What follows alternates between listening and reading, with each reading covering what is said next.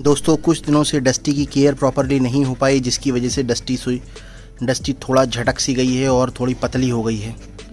Dusty ने dieting कर ली है। डस्टी ने डाइटिंग इस कारण से कर ली है बिकॉज़ इसको गर्मी लग रही थी।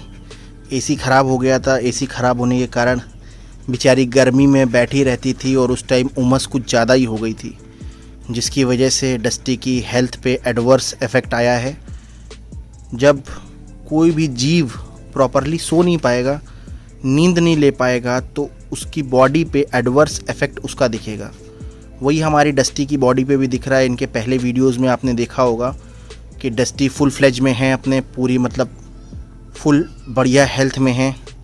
तब डस्टी हेल्थ इज़ वेल्थ मानती थी, लेकिन अभी एसी की कमी की वजह से ये जो हेल्थ इज़ वेल्थ है, इसमें थोड़ी सी कमी आ गई है डस्टी के। डस्टी हमारी थोड़ी सी दुबली हो गई है और समय के साथ साथ डस्टी फिर एक बार फ्लाइंग कलर्स के साथ अपनी हेल्थ रीगेन करेगी।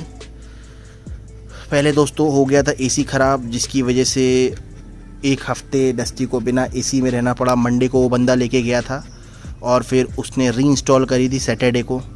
फिर सैटरडे को हम लोगों को जाना पड़ा था लखनऊ अर्जेंट कारणों की वजह से। फिर हम लोग आए 2-4 दिन बाद। ट्यूसडे को आए तो डस्टी को प्रॉपरली डाइट नहीं मिल पाई। एसी ख़राब होने के पहले रक्षाबंधन था। रक्षाबंधन में बहुत सारे लोग आए गए, जिसकी वजह से डस्टी के ऊपर प्रॉपर ध्यान हम लोग नहीं दे पाए। तो ये 3 इवेंट्स जो हैं 1 बाय 1 लगातार होते चले गए, जिसकी वजह से डस्टी की हम लोग प्रॉपर केयर नहीं कर पाए। और जैसे ही आप प्रॉपर केयर डस्टी की नहीं करोगे, वैसे ही डस्टी के ऊपर एडवर्स इफ़ेक्ट पड़ना चालू हो जाएगा। इस डस्टी की हेल्थ में कुछ जो कंट्रीब्यूशन है वो इस मौसम का है, गर्मी का ह्यूमिड मौसम, और बारिश भी हो रही है, जिसकी वजह से उमस बढ़ जाती थी।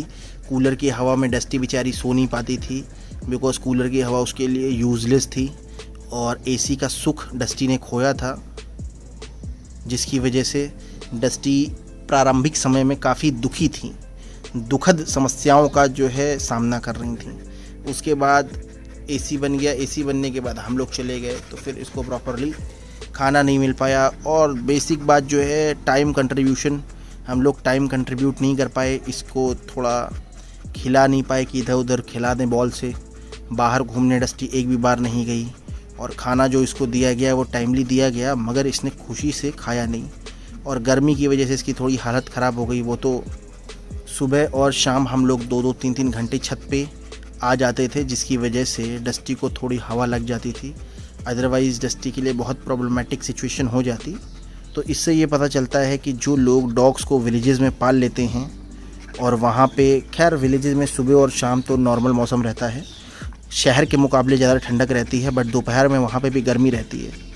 तो दोस्तों उनके लिए इसीलिए एडवर्स इफ़ेक्ट पड़ता है। और डॉग्स बेसिकली जर्मन शेपर्ड जो विलेजेस में रहते हैं, वो सोशली तो बहुत बढ़िया कंडीशन में रहते हैं बिकॉज़ वहाँ पे बहुत सारे लोग आते जाते रहते हैं, लेकिन फ़िज़िकली जो है उनका उतना ध्यान नहीं रख पाते हैं लोग, और फैसिलिटीज़ बेसिकली नहीं मिल पाती हैं। अगर ध्यान भी रख लेते हैं तो फैसिलिटीज़ की अवेलेबिलिटी लो होती है। वैसे आजकल गाँव में भी एसी लगा हुआ है, बट अभी ये मोस्टली लोगों के यहाँ अवेलेबल नहीं है, जिसकी वजह से मोस्टली ऐसा होता है। और विलेजेस में डॉग्स को घर में घुसना मोस्ट ऑफ़ द हाउसेस में अभी भी लोग प्रेफर नहीं करते हैं। जैसे हमारे यहाँ पे तो है, तो डस्टी हर जगह जाती है आती है, और वैसे जाना आना इसका अलाउड है, जाती आती तो नहीं है बिकॉज़ ये हमेशा पीछे वाले कमरे में रहती है जिसमें एसी लगा हुआ है। बट इसको हम लोग थोड़ा बाहर भी ले आते हैं ताकि बाहर भी बैठ के डस्टी थोड़ा आनंद ले ले। अब डस्टी को इन बातों में कुछ खास मज़ा नहीं आया, इसीलिए डस्टी जो है उधर देखने लगी शांति से। उधर हवा दोस्तों थोड़ी ज़्यादा लग रही होगी बिकॉज़ आज हवा तो चल नहीं रही है। देखिए पीछे के जो पौधे हैं एकदम बिल्कुल पड़े हुए हैं, रूखे सूखे टाइप के, और ये इधर जितने भी हमारे पेड़ हैं ये सब भी एकदम वैसे ही नॉर्मली पड़े हुए हैं। तो आज कुछ खास इन्वायरमेंट नहीं है, लेकिन डस्टी जो है इस बात को बिलीव करती है कि we do not get a happy life, we make a life happy. समझे? तो इस चीज़ को बिलीव करती है और अपनी लाइफ में हैप्पीनेस को ऐड ऑन करती है अपनी खुद की मेहनत से। Thank you for watching this video दोस्तों।